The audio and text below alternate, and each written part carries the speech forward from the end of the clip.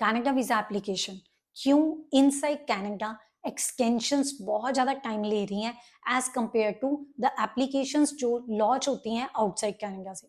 आज के वीडियो में डिस्कस करूंगी क्योंकि मैंने पिछले कुछ हफ्ते से गो थ्रू किया है, इस चीज़ को स्टडी किया है कि एक्सटेंशंस इवन 8 to 9 मंथ्स ले रही हैं, स्पेशली फॉर वर्क और विजिटर। एवरेज देखा जाए तो 250 डेज आप कंसिडर कर सकते हैं कि लग जाते हैं एक वीज़ा का रिजल्ट आते, उसका डिसीजन आते। हाउएवर अगर आप इंडिया से अप्लाई करते हैं तो जो स्टडी परमिट है उसका टाइम काफ़ी हफ्तों से ऑन एन एवरेज सेम चल रहा है, 4 वीक्स जेन्युइन है, इतना तो वेट बनता है। अगर हम वर्क की बात करें तो 7 to 9 वीक्स के बीच में ही फ्लक्चुएट होता देखा है पिछले कुछ हफ्तों से मैंने। लेकिन विजिटर वीज़ा नो डाउट पहले ज़्यादा था, लेकिन अभी भी वो इतना ही है। Means as per recent update इसमें काफ़ी लाइक पिछले कुछ हफ्तों से कमी देखने को मिली है, 6 केस, तो इतना का वेट कर भी सकते हैं। ऑन एन एवरेज 2-3 महीने का टाइम है। लेकिन अगर इनसाइड कनाडा की बात करें तो टाइम तो बहुत ज़्यादा है। तो आज के वीडियो में जानेंगे क्या कारण हो सकते हैं इतना टाइम लग रहा है, why is it time consuming process, और आपके द्वारा क्या किया जाए कि टाइम जो है उसको लाइक एवरेज ही रखा जाए और ज़्यादा इससे एक्सटेंड ना हो। और गाइज ये वीडियो उन सभी लोगों के लिए है जो वेट कर रहे हैं अपने वीज़ा के सीजन की या फ्यूचर में अप्लाई करना है कनाडा में। तो उसके लिए भी आपको पता होना चाहिए कि क्या कारण हो सकते हैं और आपको क्या करना पड़ेगा ताकि आपका वीजा डिसीजन ऑन टाइम आए। सो पूरी इन्फॉर्मेशन के लिए वीडियो को अंत तक देखिए, ऐसे इंपॉर्टेंट अपडेट्स आपसे स्किप ना हो जाए। कृपया करके चैनल को सब्सक्राइब कीजिए, इंस्टा पे फॉलो कर सकते हैं अगर यही इन्फॉर्मेशन शॉर्ट में चाहते हैं तो।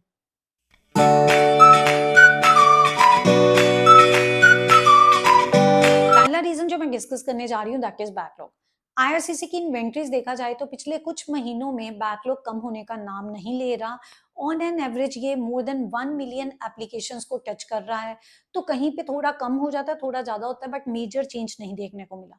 द रीजन इज बहुत सारे पहले लोग अप्लाई करते थे, नो डाउट अभी बाहर से एप्लीकेशन इतनी ज्यादा नहीं जा रही, लेकिन इनसाइड कैनेडा टीआरस मतलब टेम्पररी रेजिडेंस अभी भी काफी है। चाहे आईआरसीसी एफर्ट्स लगा रही है उनका नंबर कंट्रोल करने में और उन्होंने कहीं ना कहीं इस चीज में सक्सेस भी हासिल की है, लेकिन फिर भी लोग अंदर हैं, मींस इनसाइड कनाडा अप्लाई कर रहे हैं और वो अपनी एप्लीकेशन डालते हैं। तो वो एप्लीकेशंस के कारण बैकलॉग कहीं ना कहीं बना रहता है, क्योंकि ऑफिसर्स का नंबर देखा जाए, सिस्टम उसकी जो कैपेसिटी है वो तो रहनी है, लेकिन अगर एप्लीकेशंस ज्यादा होंगी तो कहीं ना कहीं वो बैकलॉग में चले जाती है। This can be one reason. Another reason जो मैं आपके साथ डिस्कस करने जा रही हूँ दैट इज प्रियोरिटाइजेशन, कि वो किस चीज को प्रायोरिटी दे रहे हैं इस टाइम पे। क्योंकि फीफा वर्ल्ड कप आ रहा है तो हो सकता है वो नई एप्लीकेशंस को ज्यादा प्रायोरिटाइज कर रहे हैं और रादर देन एक्सटेंशन। तो उसके कारण भी कहीं ना कहीं जो एप्लीकेशंस का बैकलॉग है वो बढ़ जाता है, वो कहीं ना कहीं कंसर्न करता ही करता है। तीसरा रीजन आपके साथ डिस्कस करने जा रही हूँ जो इमिग्रेशन पॉलिसी में चेंज होते हैं। इमिग्रेशन पॉलिसी में फ्रीक्वेंट चेंजेस हम लोगों को देखने को मिलते हैं, ये तो हमें इंफॉर्मेशन आती है। अब ये चेंजेस इंप्लीमेंट तो आईआरसीसी की तरफ से होने हैं, तो वहां पे जो ऑफिसर्स हैं ऑब्वियसली उनको वो इम्प्लीमेंटेशन जो है वो कंसिडर करनी है, उनको कंप्लायंस भी देखना है, उनको लाइक सारी एप्लीकेशन का ओवरव्यू भी देखना है। देन अगर उनको कोई कोटा मिलता है किसी पर्टिकुलर कैटेगरी में उस पर वर्क करना है, अगर कोई डिजिटल लाइक सिस्टम में अपडेट होता है, कुछ भी चेंज होता है, तो they have to understand, they have to work on it. So इन सभी चीजों में ऑब्वियसली टाइम तो लगता ही लगता है। This can be another reason कि इतना ज्यादा टाइम लग रहा है। नेक्स्ट बात करूंगी जो सबसे मेजर चीज है एक्सटेंशन को ही सिर्फ लेके, कि जितने लोग एक्सटेंशन अप्लाई करते हैं वो इनसाइड कनाडा अप्लाई करते हैं। तो जब उन्होंने अप्लाई किया उस टाइम पे उनको मैनुअल चेक किया जाता है, लाइक उनका जो एक्टिविटीज रही हैं कनाडा में आके, उनका सिक्योरिटी चेक हो गया, बैकग्राउंड चेक में आ जाता है, उनके फाइनेंस को लेके चेक किया जाता है, उन्होंने वर्क किया, ट्रैवल किया, सारी चीजें मैनुअली चेक होती हैं। बाहर से अगर कोई अप्लाई करता है तो आईआरसीसी को ऑलरेडी वो इन्फॉर्मेशन, वो सारे डॉक्यूमेंट्स मिल जाते हैं, लेकिन इनसाइड जब अप्लाई करते हैं तो मैनुअल वेरिफिकेशन इज रिक्वायर्ड, तो उसमें टाइम लग जाता है। इवन एक्सटेंशन के बिना, मैं जो पीजीडब्ल्यूपी फर्स्ट टाइम अप्लाई करते हैं ना उनकी बात कर रही हूँ, वर्क परमिट वालों की, उसमें भी 9 मंथ्स लगे हैं। एक स्टूडेंट ने हमारे द्वारा अप्लाई किया था and she had to wait for 9 months, after 9 months उसका जो है वर्क परमिट आया। मीनवाइल उसका वर्क ऑथराइजेशन लेटर आ गया था, fortunately she was working like as a worker over there, so उसमें कोई इशू नहीं, बट फिर भी 9 मंथ्स उसको वेट तो करना पड़ा ना।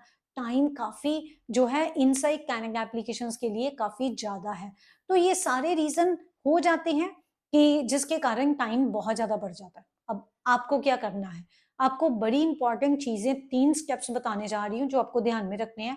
नंबर 1, जब आप अपनी वीजा एप्लीकेशन डालते हैं ना, कंप्लीट वीजा एप्लीकेशन डालिए, पूरे डॉक्यूमेंट साथ में लगाइए, ताकि आपका वीजा डिसीजन का जो प्रोसेसिंग टाइम है ना, वो एवरेज जितना चल रहा है उतना ही हो, उससे ज्यादा ना हो। और एक मेजर चीज जो आपको बताऊं, आप सभी को पता होता है कि आपका वीजा कब एक्सपायर होने वाला है। उससे पहले अगर आप जो भी आपका वीजा कंडीशन है या जो भी आपकी वीजा की कैटेगरी है उसके अकॉर्डिंग अगर आप 90 डेज पहले अप्लाई कर सकते हैं, 60 डेज पहले अप्लाई कर सकते हैं या 30 डेज पहले अप्लाई कर सकते हैं, उस टाइमलाइन को कंसिडर कीजिए और डेडलाइन की वेट मत कीजिए, अपनी वीजा एप्लीकेशन डाल दीजिए। नंबर 1।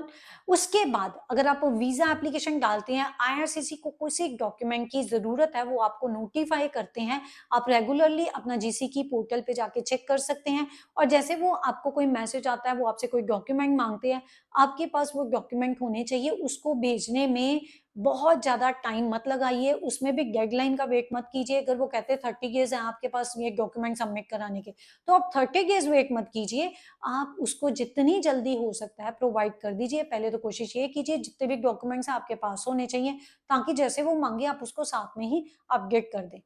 तीसरी चीज, अगर इमरजेंसी है, only in that case web form raise कीजिए, क्योंकि अननेसेसरीली वेब फॉर्म रेज करते जाएंगे then there will be problem, क्योंकि वहां पर बहुत ज्यादा या तो आईआरसीसी इसको कंसिडर ही नहीं करेगी, या उनके पास एप्लीकेशंस बहुत ज्यादा होती जाएंगी, मतलब इन सभी चीजों को गो थ्रू करने के लिए। तो जो भी उन्होंने अपना सिस्टम सेट किया है उससे अगेन उनका वर्कलोड बढ़ता जाएगा। इन सभी चीजों का ध्यान रखिए। और जो मैंने सोल्यूशन बताया ना, ये सिर्फ इनसाइड कैनेडा वालों के लिए नहीं है, आउटसाइड वाले भी इसको कंसिडर कर सकते हैं। वैसे मैंने वेब फॉर्म के ऊपर एक डिटेल्ड वीडियो बनाया हुआ है, किस तरीके से आप अपना वेब फॉर्म रेज कर सकते हैं, आप उसको जाके चेक कर सकते हैं। So guys, this video is informative for all those applicants जिन्होंने अप्लाई किया हुआ है, वेट कर रहे हैं, काफी डिसअपॉइंटेड हैं कि उनका वीजा डिसीजन नहीं आया, या जिन्होंने अभी अप्लाई करना है, उनको टाइमलाइन कंसिडर करनी है और इसके अकॉर्डिंग ही आपको वर्कआउट करना है। और बिल्कुल पेशेंस रखिए, घबराइए नहीं, वीजा डिसीजन आएगा। Stay positive, stay informed, stay vigilant. Meenakshi signing off. Next video will be on another important update. Meanwhile, goodbye.